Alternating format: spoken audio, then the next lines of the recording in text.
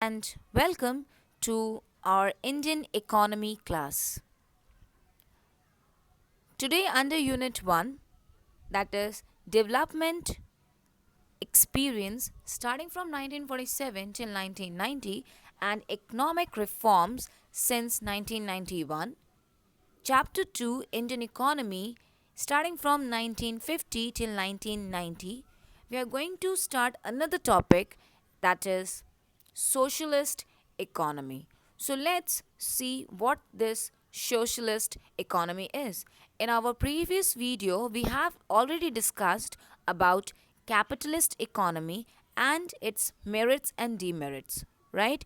If you have missed it, please first watch that, then you will be able to understand this more better. So let's get started. So the first thing is what socialist economy is. So here it says socialist economy is run by government. Now if I'll compare it with capitalist economy, so capitalist economy is that economy where every individual is free.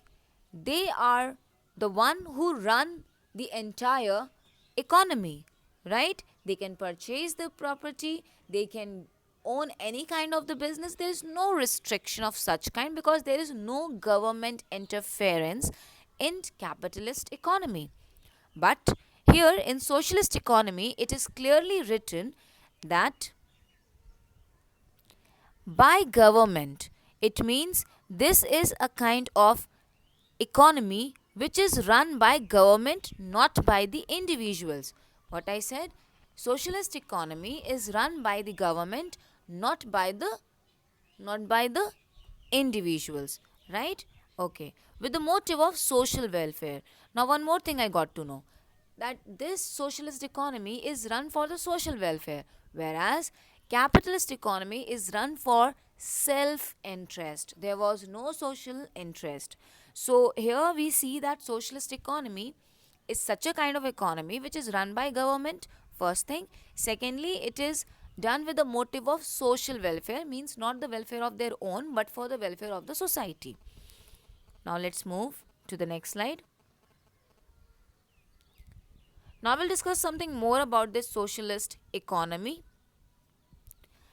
Now the first point tell us in the socialist or centrally planned. Now you can see that this socialist economy is also known as centrally planned economy. Fine.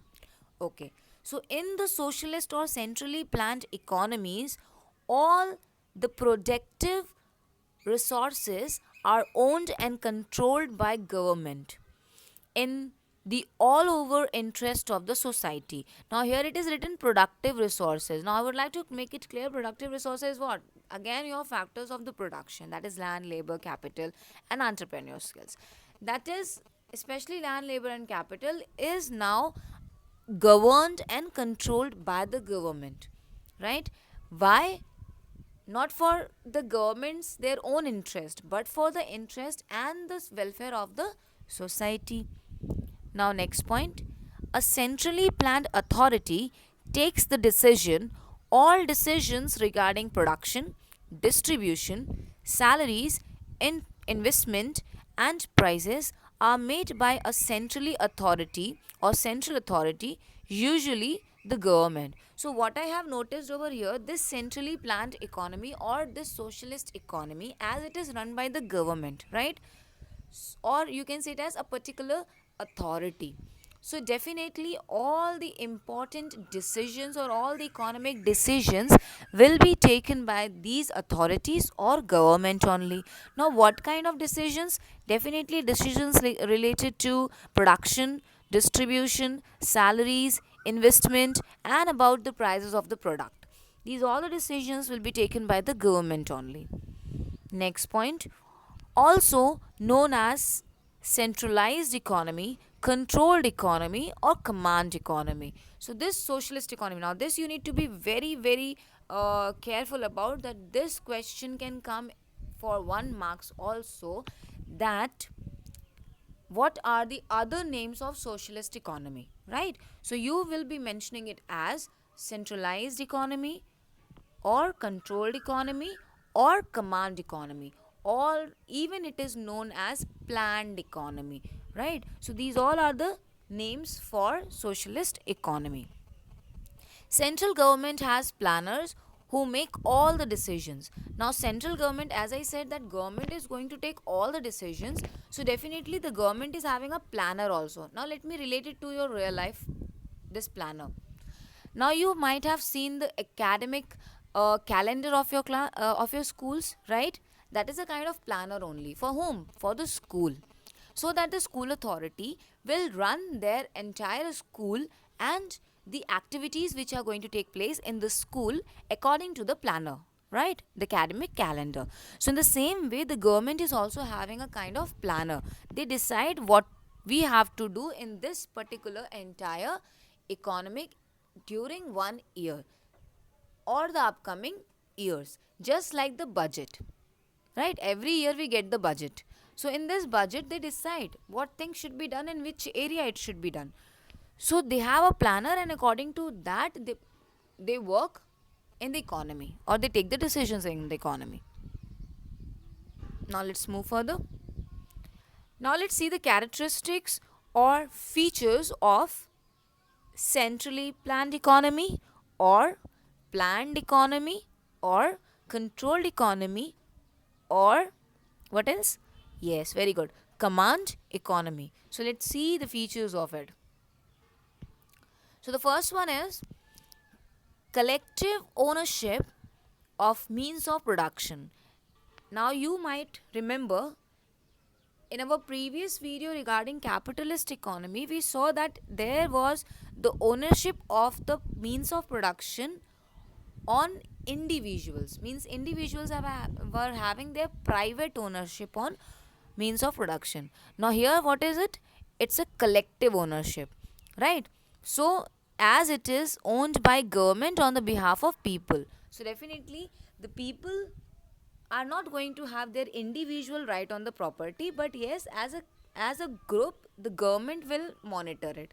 So on their behalf government will have the all control on these factors of production, that is the means of production or factors of production, land, labor or capital.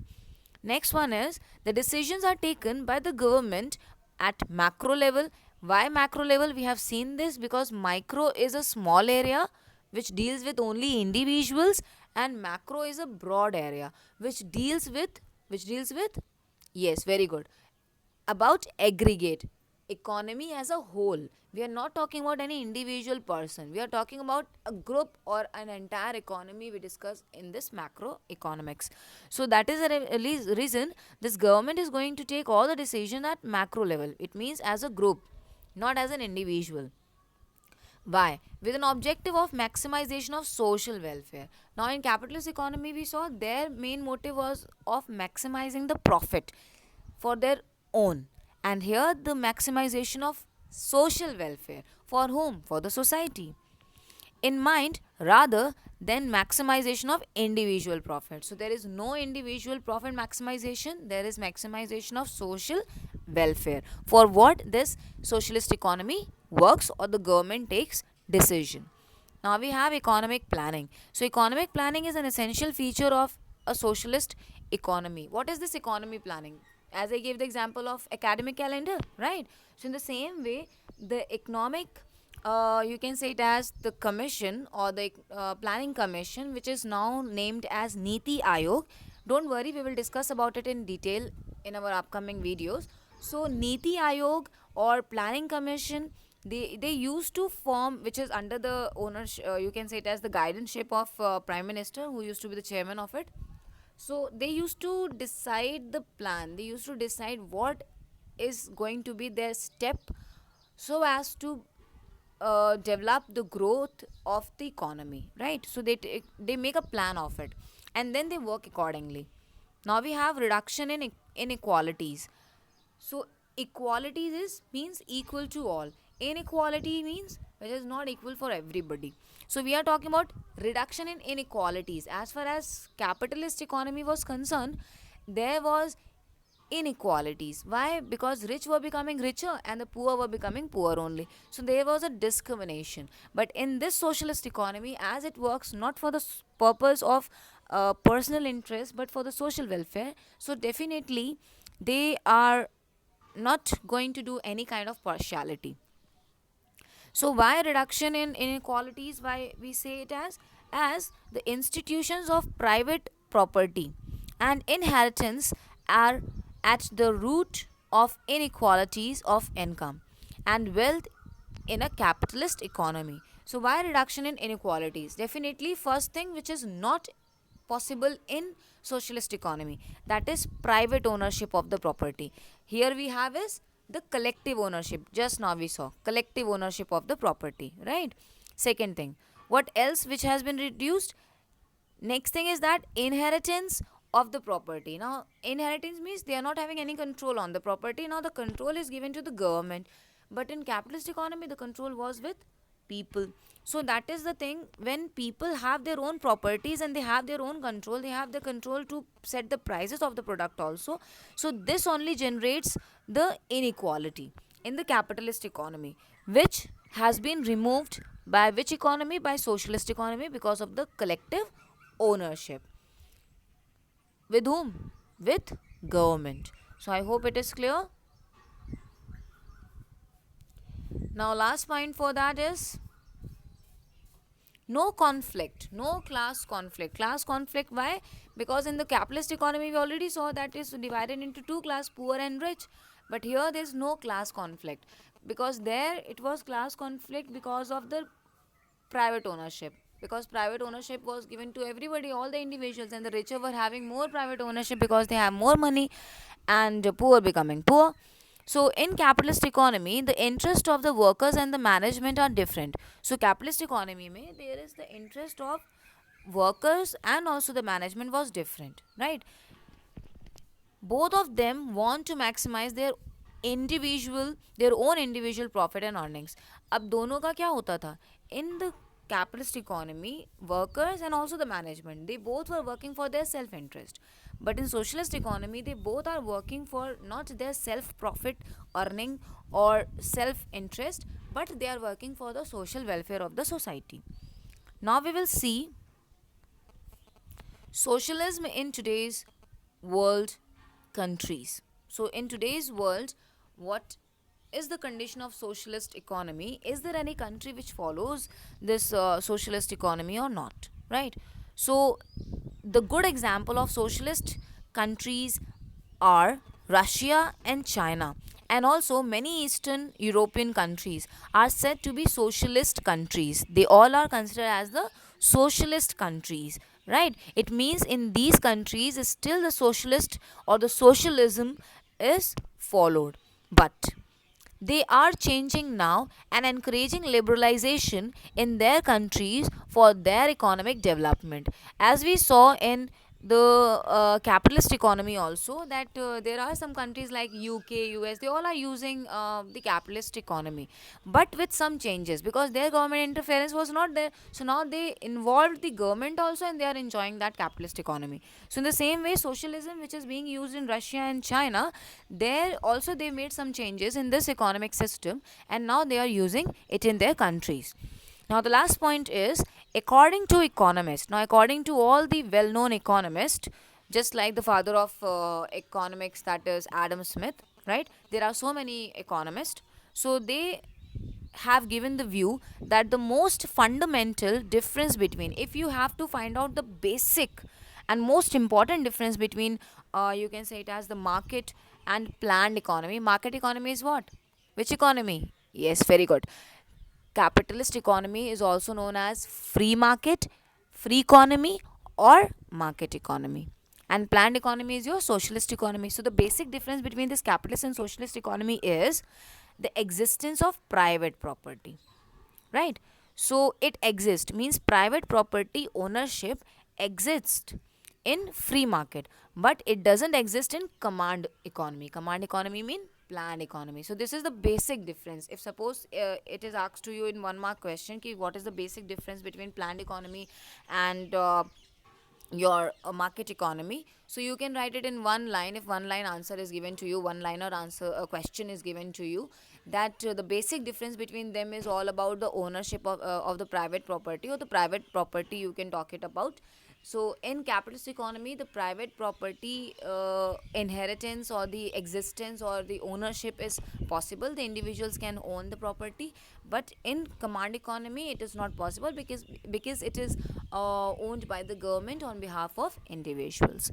So I hope the socialist economy is clear to you. So thank you so much for watching the video.